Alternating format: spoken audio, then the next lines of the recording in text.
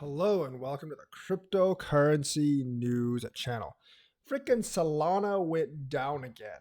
Man, I thought they were going to have a streak with 3 whole months without downtime. Now, that would be pretty sad for most cryptos, but for Solana, it would be an extravagant breakthrough.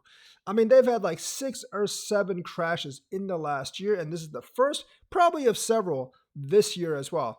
I actually thought they fixed most of the bugs, but I had too much faith in them, and it doesn't feel like they fixed anything at all.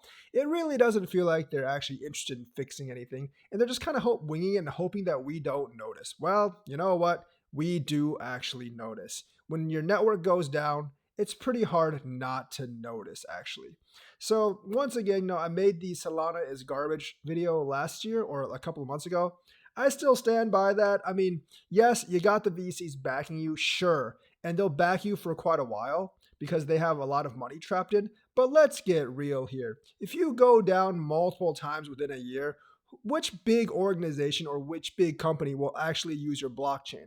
Probably not too many. I mean, most people would probably have a slightly slower blockchain that doesn't go down many times a year over a blockchain that might be just a little faster and but goes down all the time. I mean, like, if you were a mission critical service, which one would you want? One that kind of like randomly drops down dead, but works good the rest of the time, or one that's like a little bit slower but works consistently? You don't want those downtimes, and it takes several hours for them to reboot. And you can tell they're not decentralized because they can't actually just reset the network. So the thing is, I think it looks like they are completely centralized. Still, that's not a surprise.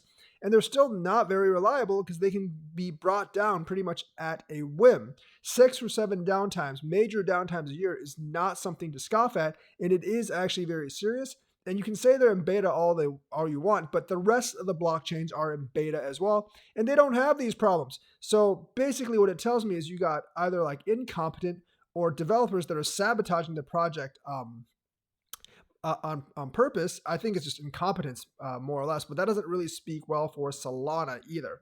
So I don't really know what you guys think, but right now, like long-term wise, Solana's not a good investment. It really isn't. Some people are really bullish on Solana, but every time they say they're fixing the bugs and have this celebration of 1 month of pure uptime without downtime, which is, by the way, is really pathetic for any kind of blockchain, because many of these blockchains have been running for years without any real downtime, even though they do get clogged sometimes because of transactions, if there's a lot of transactions, but they don't really get brought down just because of some odd reason or other. They're kind of investigating, and I don't think these problems are going to stop. So the thing is, if you're in long-term investment, I'd get out of Solana. And plus, like, there's 2 others like Aptos and the other blockchain that SBF is actually invested into. So he might actually be more into those chains than Solana when it actually comes out. So SOL, definitely not the thing for me, and I don't think it should be the same thing for you if you're looking at any investment, like maybe over the time frame of more than 6 months or a year. So that's the news for today. Let me know what you think. Like and subscribe, hit that bell notifications button. Thank you and have a nice day.